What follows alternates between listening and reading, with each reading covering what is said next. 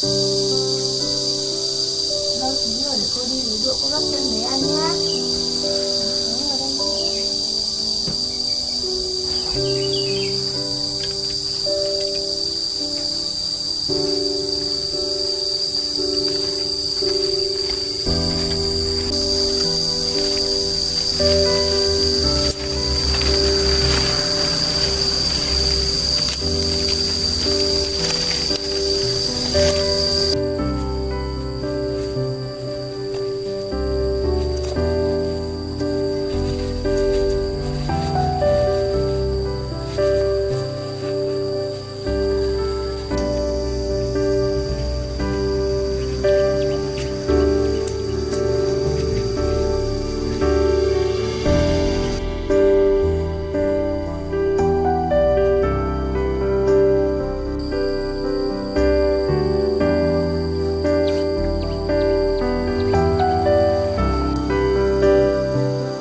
Không đấy.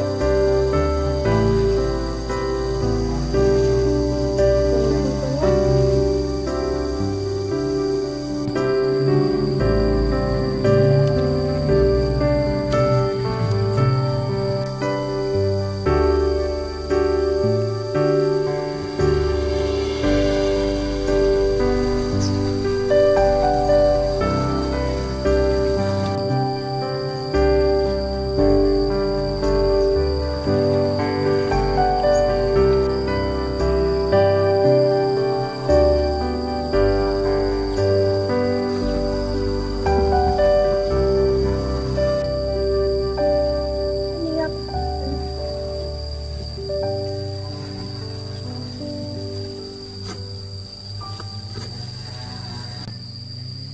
Đi rồi. Xong cô đưa ra để đi cho công an để tìm bố mẹ nhé.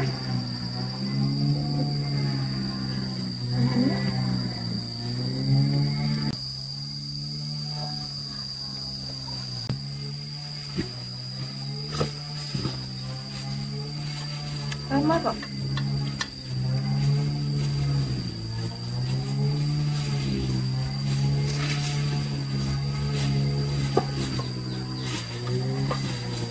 Bây giờ cô đưa em đi tìm bố mẹ em nhé. Cô tí nào.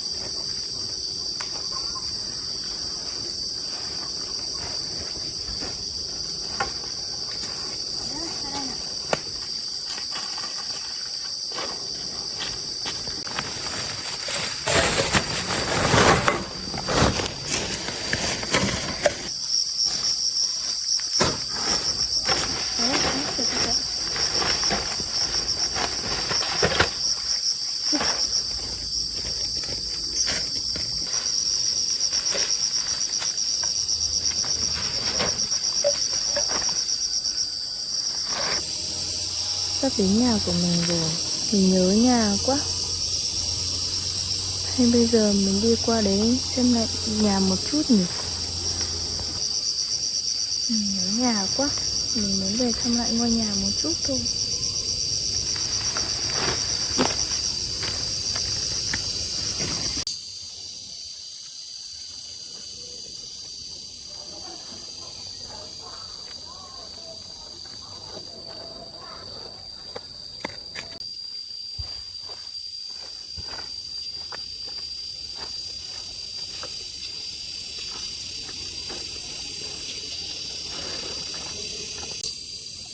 Cửa nhà đóng nát rồi.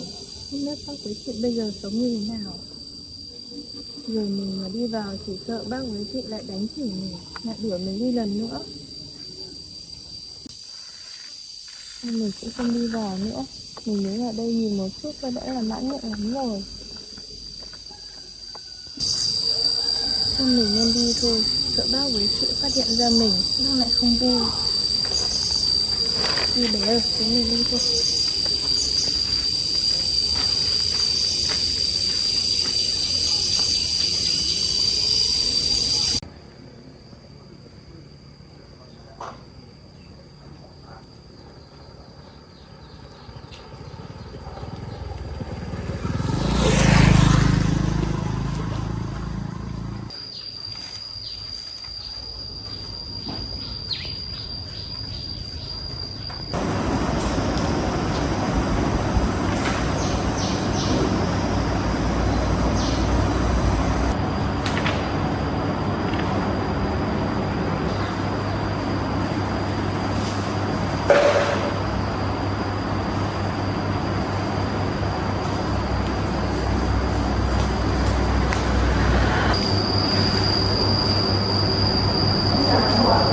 Chào cô, mời cô ngồi, cô lấy ghế đây.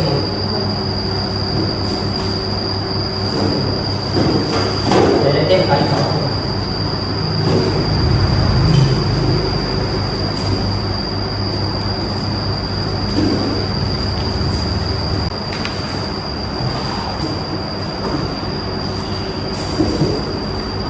Cô đến gặp cô có việc gì đấy? Dạ thưa cán bộ là em muốn trình báo với cán bộ một sự việc ạ. Có cái việc gì mà cô muốn trình báo với chúng tôi, cô cứ nói đi, chúng tôi sẽ tiếp thu và giải quyết. Dạ thưa cán bộ là hôm qua em có đi mua bò xong thì là một em bé này chơi ở đấy, có một mình mà không thấy bố mẹ em hay là người lớn ở đấy cả. Hỏi mọi người xung quanh và cũng không ai biết em là ai. Em muốn trình báo cán bộ là em hỏi em bé thì em bé lại không trả lời, nên là hôm nay em đã đưa em bé đến đây là nhờ cán bộ xem xét và giải quyết tìm lại bố mẹ đưa em bé đây ạ. Cái sự việc này cũng khá là nghiêm trọng, thì bây giờ cô sẽ trình bày lại từ đầu để cho chúng tôi nắm được và chúng tôi sẽ trực tiếp ghi vào biên bản. Cô có thể cho tôi biết cái thời gian mà cô thấy cháu bé vào khoảng là mấy giờ ở khu vực nào? Dạ thưa cán bộ là thời điểm tìm thấy cháu bé là khoảng lúc 5 giờ chiều ngày hôm qua. Địa điểm là tại bờ sông cách trụ sở khoảng 3 cây số ạ.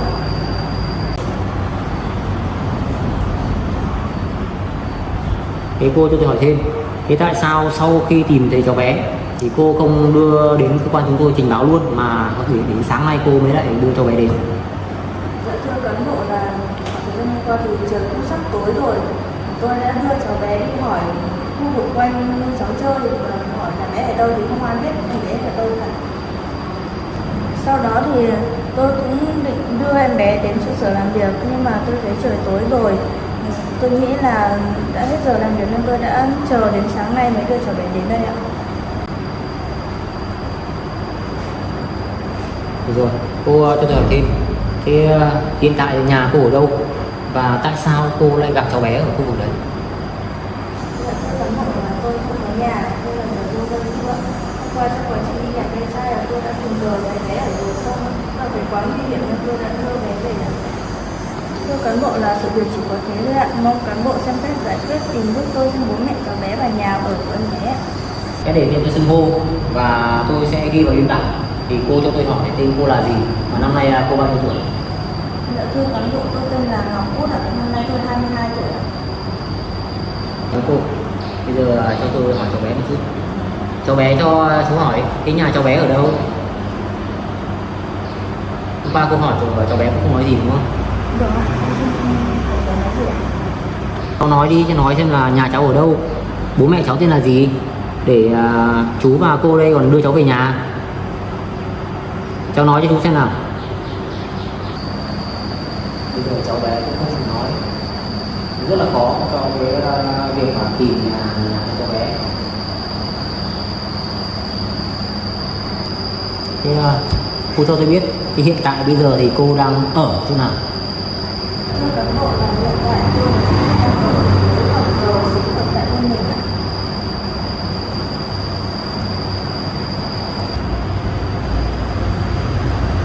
Thế cô ở dưới gầm cầu đấy đã lâu chưa? Thời gian rồi ạ. Thế cô có dự định là rời khỏi gầm cầu đó đi đâu không? Hiện tại là em chưa có dự định rời đi đâu cả.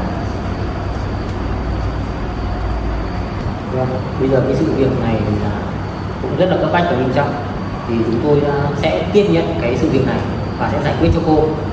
Nhưng bây giờ ấy, thì có cái khó khăn của chúng tôi như thế này, thì tôi bàn với cô xem cô có thể là giúp chúng tôi được không. Hiện tại ấy, thì chúng tôi cũng không thể là chăm sóc cháu bé được, thì bây giờ chúng tôi muốn nhờ cô trực tiếp là chăm sóc cháu bé cho đến khi mà chúng tôi tìm được gia đình của cháu bé. Chúng tôi sẽ liên lạc với cô để cô đưa đứa bé về gặp lại gia đình. Tôi cũng mong là cô sẽ hợp tác và giúp đỡ chúng tôi, vì cái chi phí cho cháu bé này, ví dụ ăn uống ấy, thì chúng tôi sẽ có một cái phần kinh phí nào đó để chúng tôi hỗ trợ giúp cô không phải lo vấn đề đấy. Đây bây giờ hiện tại chỉ cần là cô chăm sóc cháu bé giúp chúng tôi cho đến khi tôi tìm lại gia đình cho cháu bé.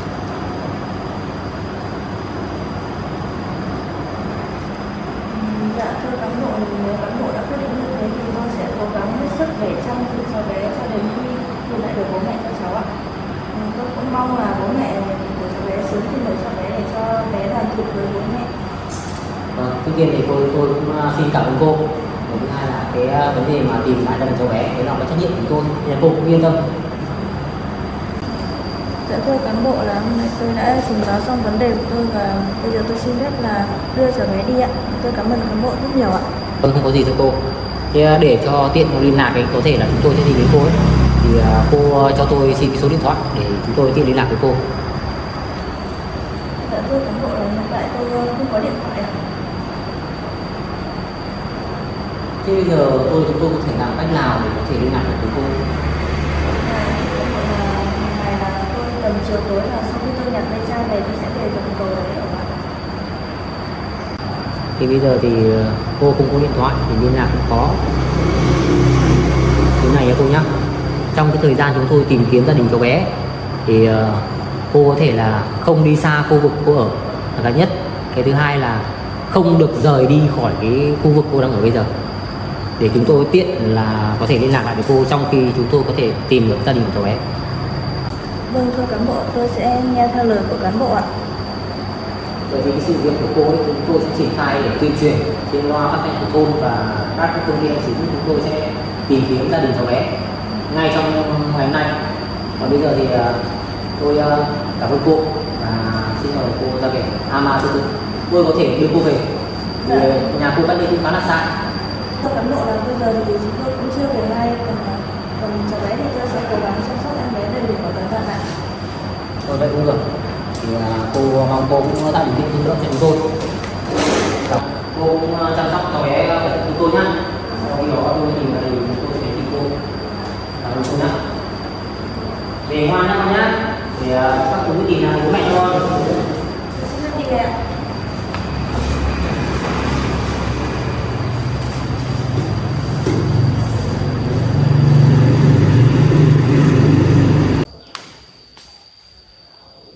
Cái sự việc này rất là nghiêm trọng, mình sẽ gọi các đồng chí đến để triển khai luôn.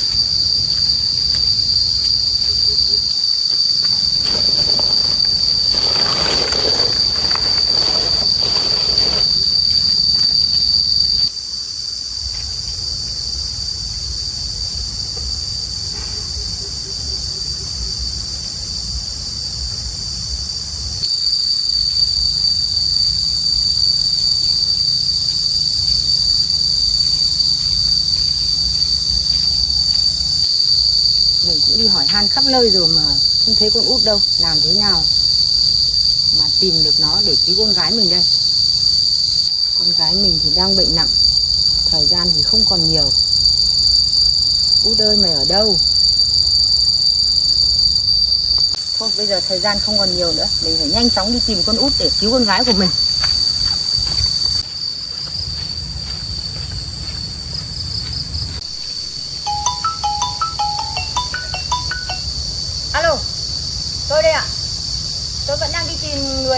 trùng DAN một cái con gái tôi mà. Dạ bác sĩ ạ. Vâng, mà bên bác sĩ có kết quả gì đến cái con gái tôi chưa ạ? Dạ rồi. Dạ không sao, bên bệnh viện sớm có kết quả của con gái tôi báo cho tôi ngay nhá. Rồi. Dạ.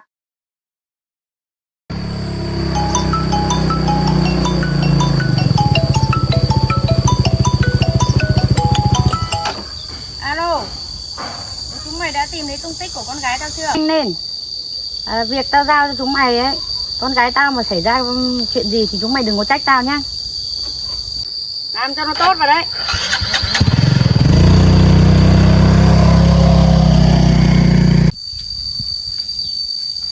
Em mẹ đói chưa? Thì nữa cô nhặt được chai xong cô bán chai đi, cô mua sữa với lại mua bánh mì cho em ăn nhé. Mình đi trước nhé. Đầy bao rồi. Đi thôi.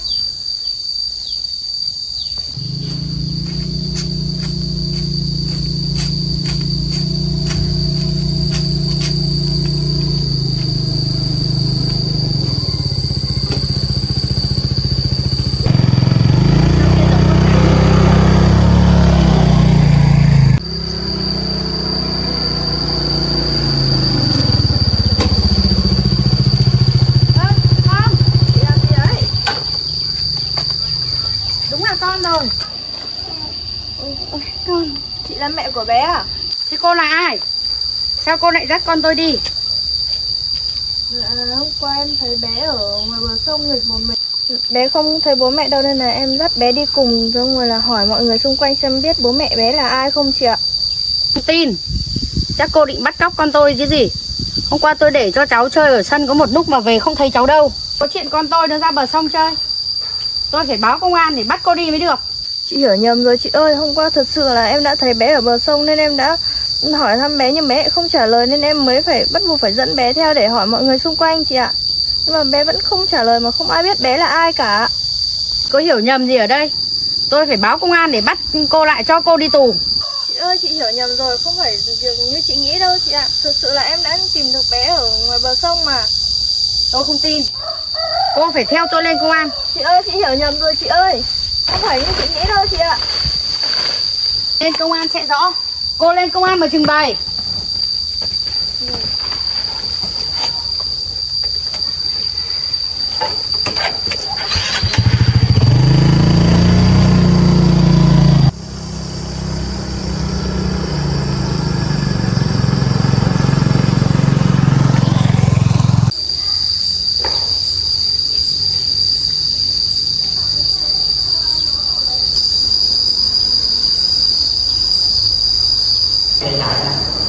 Đây đâu?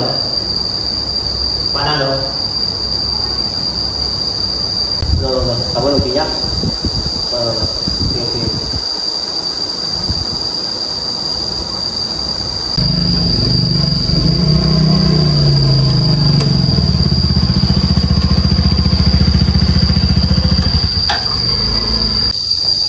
Vào đây, cô đi vào đây. Chào các đồng chí nha. Vâng, chào chị, chào cô.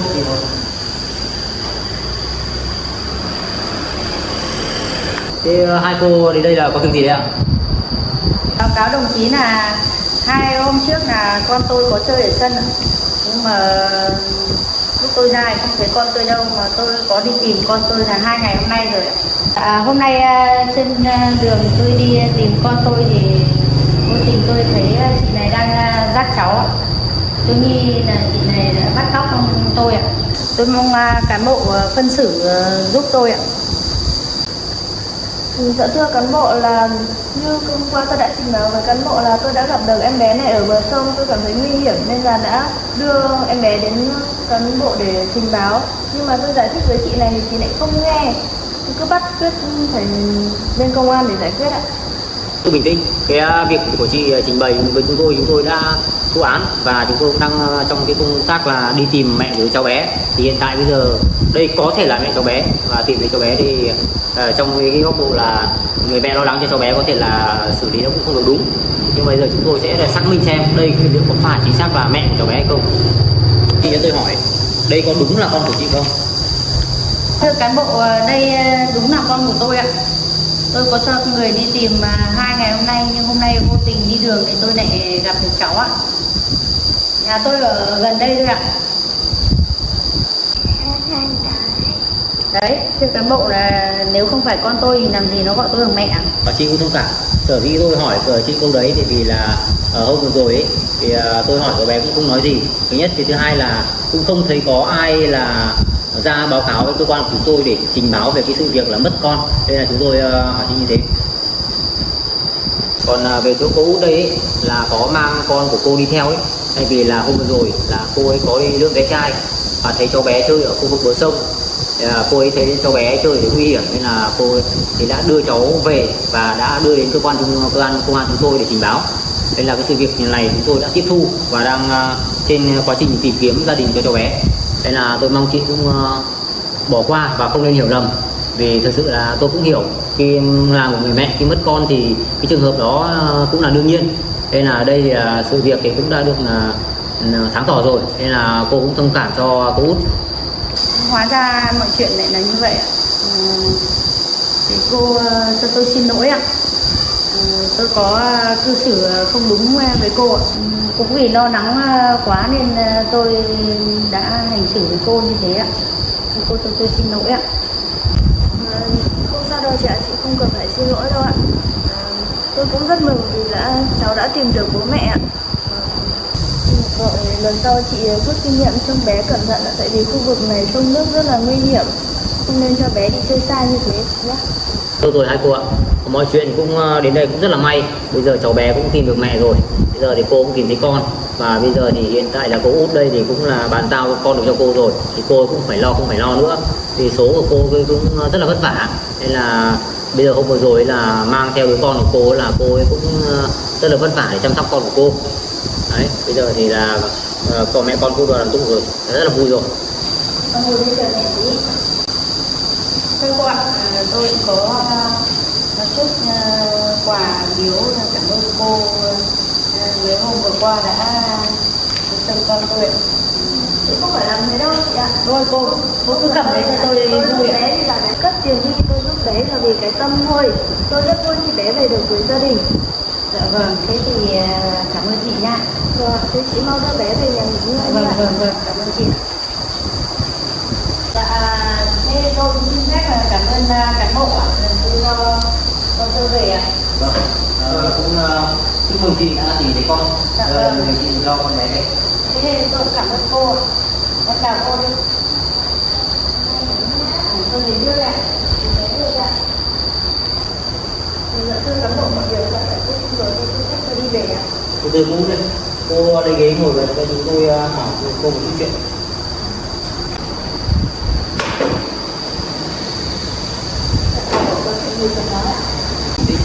Không có cái sự việc gì ở trong đâu. Tôi đến đây thì tôi muốn hỏi cô về gia cảnh của cô thôi, không có cái gì là căng thẳng cả. Tôi muốn hỏi là cái hoàn cảnh gia đình của cô trước kia là cô ở đâu và tại sao cô phải đi lang thang để nhặt ve chai như thế này? Báo cáo cán bộ là ngày xưa tôi cũng có một ngôi nhà, nhưng mà sau khoảng 6 tuổi là bố mẹ tôi qua đời, sau đó là bác và chị gái đã đến ở nhà tôi. Hai người thì đó thì bắt tôi làm các việc lại trong nhà, sau đó là đi tôi đã rượu tiền và đã đuổi tôi ra khỏi nhà. Thế cô có lấy trộm tiền của nhà người ta thật không? Dạ báo cáo cán bộ là tôi không có lấy tiền của các bác và chị ạ. Sau khi tôi đi làm về thì các bác bảo là không tìm thấy tiền của bác, và sau đó bác bảo tôi là ăn trộm, sau đó là đánh đập tôi và đuổi tôi đi ạ. Thế thì hiện tại giờ cô đang ở đâu? Báo cáo đồng chí, cô này hiện tại đang ở Gầm Cầu Xính, cô cũng có nhà ở, nên là tối qua nay cô chăm sóc đứa bé kia là cũng ở dưới gầm cầu thôi. Thế thì đáng thương quá. Thì hôm vừa rồi tôi cũng nắm qua cái tình hình hoàn cảnh của cô ấy, thế nhưng mà hiện tại địa phương mình rất là khó khăn, cái chỗ ở cho cô ấy thì không có. Tôi cũng tính rồi nhưng mà không thể tìm được chỗ ở của cô ấy, nên là tôi cũng đã bảo là cô về ở tạm cái gầm cầu đấy. Thì đến bây giờ thì tôi cũng đang là nghiên cứu và tìm phương án để xem là có chỗ nào ở để đưa cô về ở tạm, nhưng mà với đến bây giờ thì cũng vẫn là trong bế tắc. Dạ, các đồng chí không phải lo cho tôi đâu ạ, bản thân tôi tự lo được ạ. Nếu mà các đồng chí không còn vấn đề gì nữa thì tôi xin phép ra về ạ, tôi còn có công việc ạ. Vâng, thế nếu mà cô vội thì cô cứ về. Qua cái sự việc vừa rồi chúng tôi cũng thay mặt chính quyền địa phương và gia đình chân thành cảm ơn cô. Thì cô cũng làm một tấm gương rất là tốt, cũng đã cứu mang cháu bé và đưa cháu bé về đây. Bây giờ hiện tại cháu bé đã tìm đến gia đình, tôi cũng không biết nói gì. Đã cảm ơn cái lòng tốt của cô. Thì hiện tại bây giờ cô cũng vội cô về thì đồng chí Quân, tôi cử đồng chí là đưa cô ấy về đoạn thì cái khu vực cô ấy ở ấy, dọc cầu Sính cũng cách cũng khá là xa, cũng phải 4-5 cây đấy, không gần đâu. Sắp xếp đưa cô ấy về một chút. Vâng, thưa đồng chí. Dạ, mà các đồng chí cứ bận việc gì, các đồng chí cứ làm việc đi ạ, tôi tự về được ạ. Thì cũng thay cái lời cảm ơn với cô thì tôi cử đồng chí lên đưa cô về. Thì chúng tôi cũng không có gì cảm ơn cả. Nên là cô cứ yên tâm thì đồng chí này cô đưa cô về thì cũng có đường khá là xa. Thì đồng chí Quân đưa cô về thì Vâng, thì tôi cảm ơn các đồng chí ạ. Thế mình đi thôi nhỉ?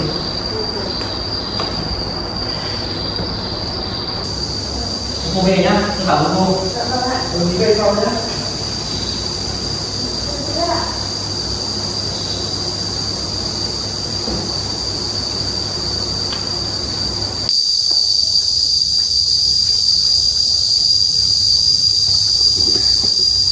Cô lên xe.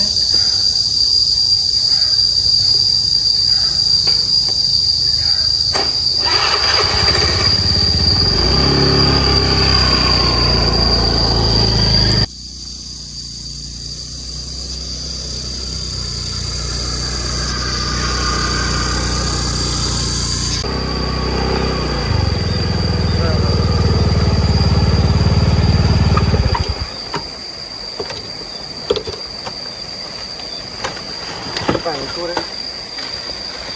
Tôi cảm ơn đồng chí ạ. Bây giờ tôi xin phép tôi đi về nhỏ đấy ạ. À cô ơi, cho tôi phiền cô một chút được không? Tôi có thể xuống thăm nhà cô được không? Nơi này của tôi thì nó hơi bất tiện ạ. Đồng chí nếu mà muốn thì mời đi cho tôi ạ.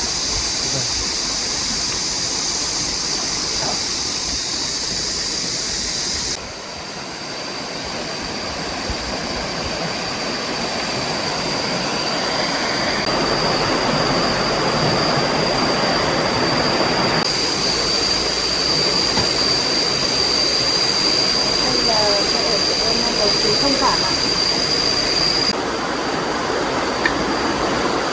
Cô ơi, ở đây sông suối như này, tôi nghĩ là cô không ở đây được, lại ở đây được đâu.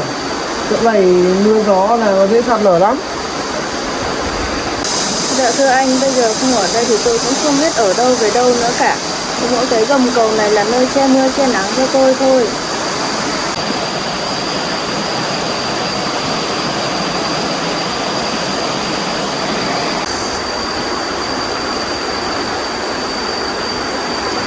Tôi có như này, không biết cô xem có được không? Mời đồng chí cứ nói ạ. Nhà bác tôi, bác ấy đi nước ngoài. Bây giờ bác ấy đang có một cái lán ở Bửu Thông. Nếu cô không chê thì tôi sẽ dẫn cô về đấy ở tại. Dạ tôi cảm ơn ý tốt của anh ạ. Mà tôi ở nơi này cũng được, không dám phiền với anh đâu ạ. Không ở đây được đâu cô ạ. Ở quanh đây rộng rãi, chết nhiều lắm, nguy hiểm lắm, mà cô lại còn là phụ nữ con gái nữa. Cho tôi đi, không phiền đâu. Dù sao thì cái lán đấy giờ cũng để không, nên là cô không phải ngại đâu. Thôi cô không phải ngại đâu. Con người lúc thấy nhau gặp hoạn nạn giúp đỡ nhau là chuyện bình thường mà. Thôi mình quyết định vậy nhé, thì tôi đưa cô đi luôn. Dạ vậy cảm ơn anh ạ. Lại làm phiền anh quá.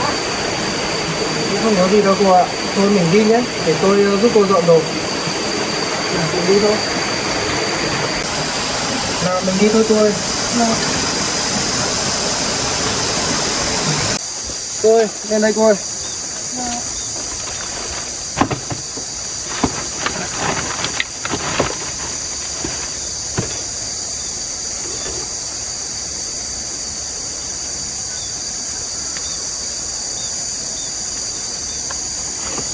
Cô lên đi.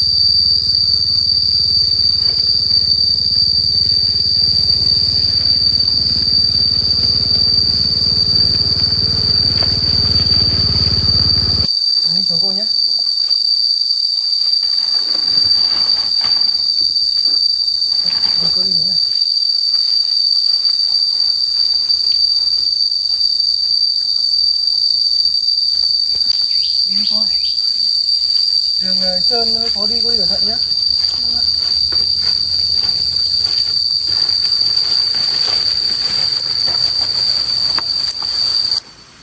Đây là vườn bưởi nhà bác tôi.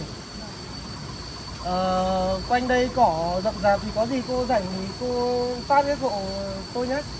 Đấy mà bưởi này sau mà chín ý thì cô cứ bẻ xong là mang ra chợ bán lấy tiền. Không phải ngại đâu. Tôi thì bận công việc nhà nước. Có gì cô ở đây ở thì trông nom hộ tôi nán với là vườn bưởi nhé. Được ạ.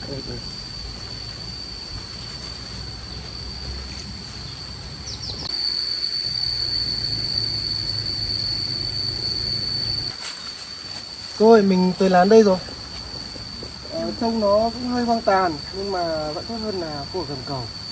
Có gì ở đây thì cô tu sửa lại nó nhé. Dạ không sao đâu anh ạ, anh giúp đỡ tôi như thế này là tốt lắm rồi. Còn vườn tược với nhà cửa thì tôi sẽ cố gắng tôi thu dọn sạch sẽ giúp cho anh ạ. Ở đây cũng có một cái vườn rau nữa. Cô có thể trồng rau ở đây để lấy cái sinh hoạt ăn uống hàng ngày.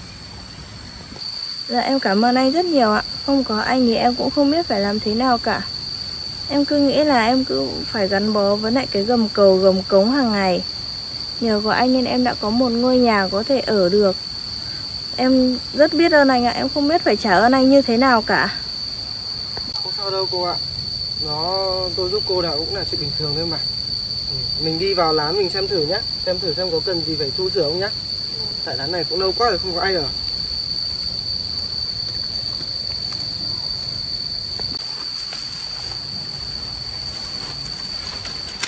Là cây mục hết mất rồi. Nó không ở nhiều mọt quá.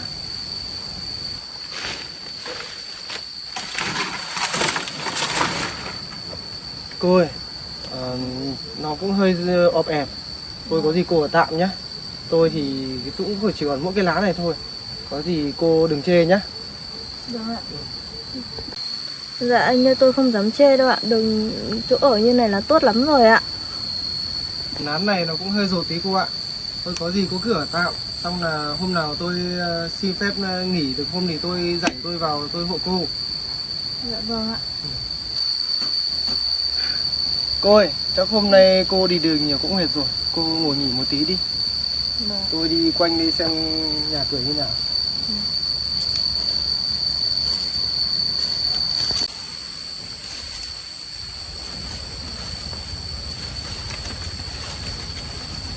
Qua bao năm tháng, chỗ này cũng mục hết mất rồi.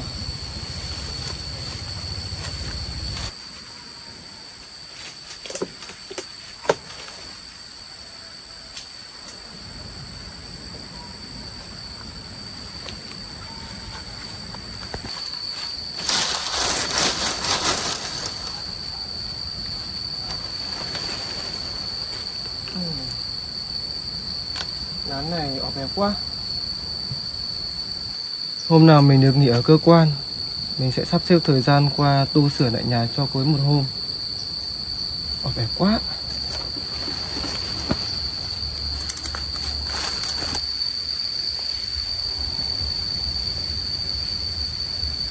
Ơn này của anh ấy không biết bao giờ mình mới trả được hết. May nhờ có anh ấy mình mới có một ngôi nhà để ở.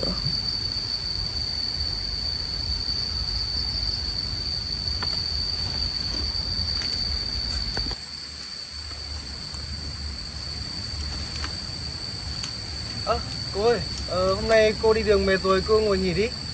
Tôi đang đi vòng quanh, xem là có chỗ nào nó hỏng hóc nặng quá thì tôi tranh thủ tôi sửa luôn để cô ở cho nó an toàn. Cô ơi, cái bàn này nó hỏng lắm rồi. Có gì hôm nào để tôi được nghỉ tôi vào tôi làm cho cô bàn mới nhá. Thôi những việc này tôi tự làm được ạ. Anh giúp tôi như thế này là tôi đã cảm ơn anh rất nhiều rồi ạ. Còn những đồ hỏng hóc này thì tôi có thể tự sửa chữa được ạ.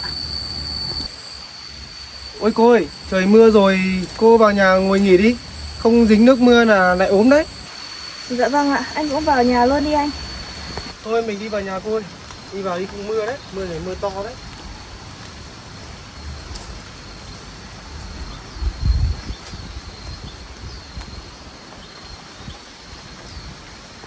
À thế cô ơi, thế cô cho tôi hỏi là cô tên là gì? Dạ thưa anh, em tên là Ngọc Út ạ. Cô mấy bao nhiêu tuổi rồi? Dạ năm nay tôi 22 tuổi ạ. Thế cho tôi hỏi không phải một chút thì là tại sao bố mẹ cô lại mất mà cô lại phải ở chung với bác gái và chị họ? Trước đây tôi cũng có một gia đình rất là hạnh phúc. Nhưng trong một trận hỏa hoạn, vì cứu tôi, bố mẹ tôi đã bỏ mạng tại nơi đó. Tôi không biết câu chuyện của cô lại buồn như vậy. Tôi xin lỗi, đáng lẽ ra tôi không nên hỏi như thế. Dạ không sao đâu anh ạ. Anh cũng đâu có biết chuyện này đâu mà. Với lại chuyện này cũng đã qua lâu rồi, tôi cũng không muốn nhắc lại nữa. À mà anh cho tôi hỏi anh tên là gì ạ? Tôi xin tự giới thiệu, tôi tên là Quân. Tôi năm nay 27 tuổi. Chắc hẳn anh có một gia đình rất là hạnh phúc. Ngoài kia tôi nhìn thấy những gia đình sum họp vui vẻ bên nhau. Tôi rất mong muốn được như thế. Nhưng cuộc đời tôi lại không được như mong muốn. Thôi cô ạ, cô đừng buồn nữa. Mọi chuyện cũng đã qua rồi. Nếu mà lúc nào tôi rảnh tôi sẽ qua bầu bạn với cô. Dạ vâng ạ, tôi cảm ơn lời động viên của anh ạ.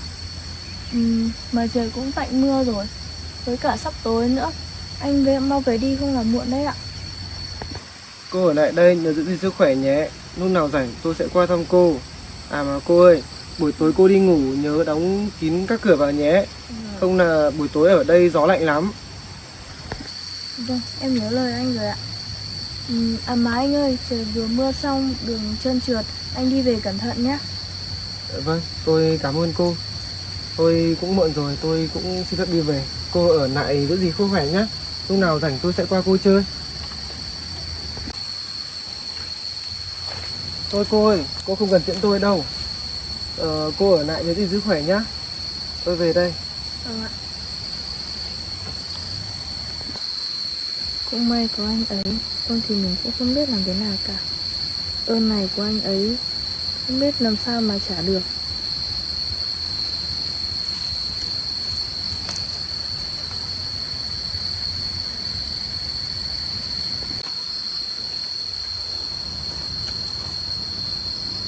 Cô ơi, buổi tối cô nhớ đóng cửa vào nhá.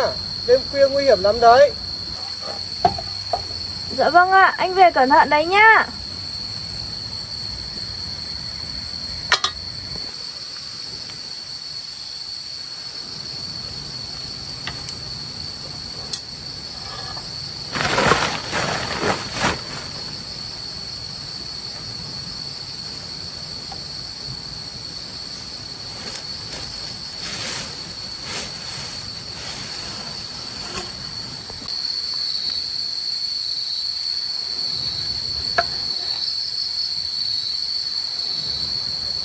Chắc bác chủ nhà dự định lấy cây tre này để làm cầu thang đây.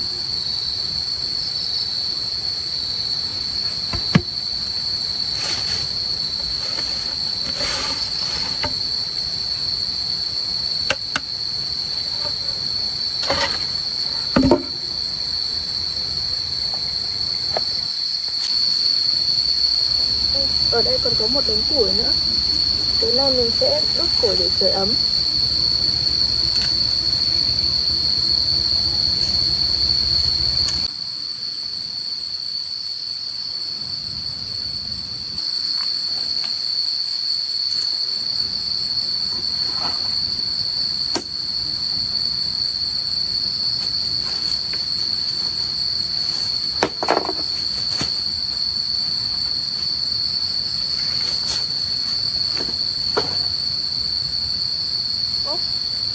Như đây là cái bếp lò.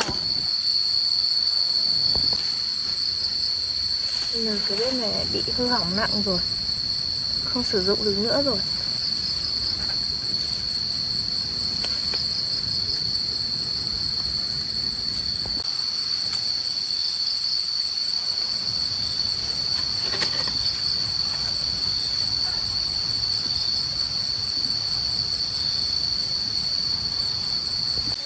Ở kia cũng có một đống củi.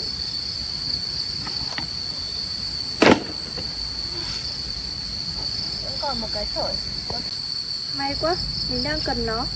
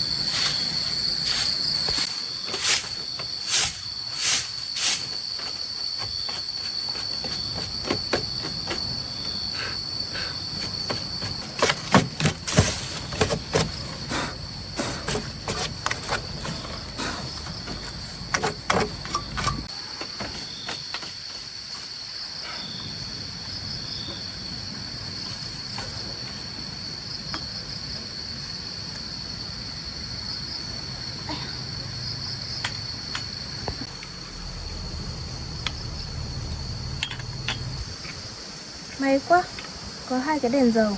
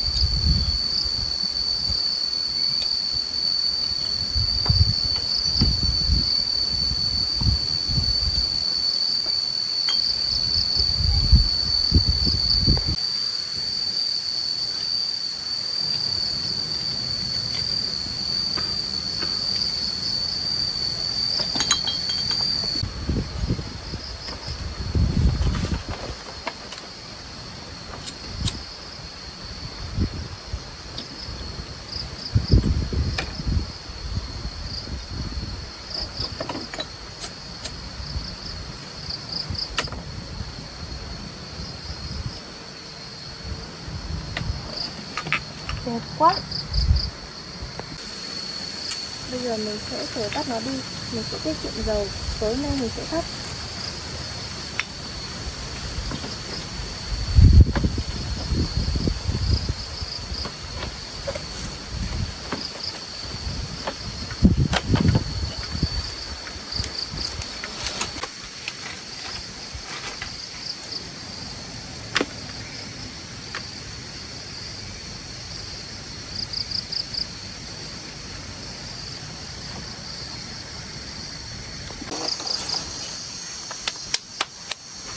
Giờ mình sẽ đi nhóm lửa thôi, trời tối rồi.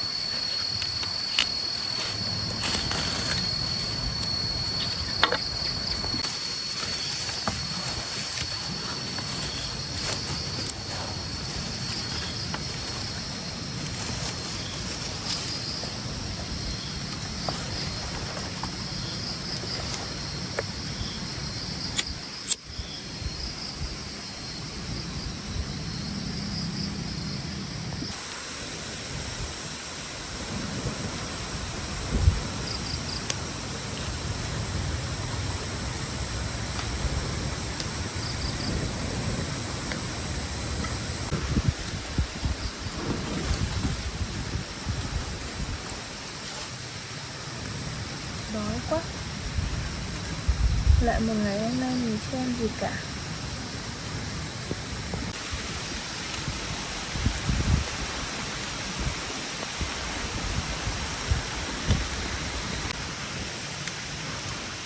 Ôi, trời lại mưa to rồi.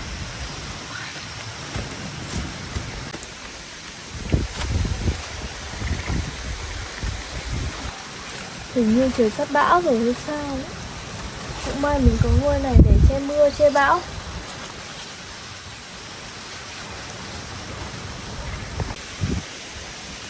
Thôi trời tối rồi, mình vào nhà thắp đèn lên thôi.